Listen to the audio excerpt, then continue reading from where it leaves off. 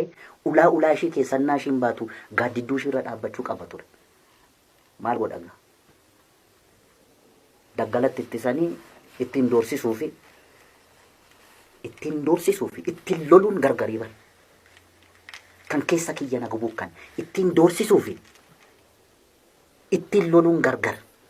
Ijoollee waggaa 8 fi waggaa 10 qaallittii keessatti gubachaa baateetu har'a diina inni goota. Waan akkasii faasiquun nama. Sookee rakkoon qabuun. In danda'amu malee isaanu akkuma baay'ina keenyaatti yookaan akka jirru kanatti nu sodaatuuf malee silaa warra nu harkaa nyaatee dhuge kana ijaarre of jalatti akka ishiin dantaa Oromoodhaaf qabsooftu gochu. Ilmaayyuu bara Oromoon du'uun qabu ture bara.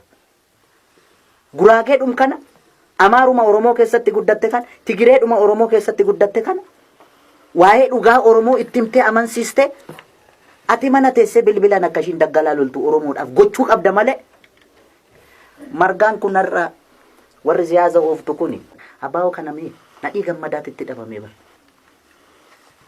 Laggasaa Wagiititti du'ee bara. Laggasaa Wagiin ajjeefamee otoo waggaan guutimmoo ji'a jaame meeqa galaan. Bara maqaa Laggasaa Wagii kaasuun nama ajjeesisu sanatti kaasne irra bara. Itti amanneeti. Goota Oromoo ta'uu isaatti amanneeti.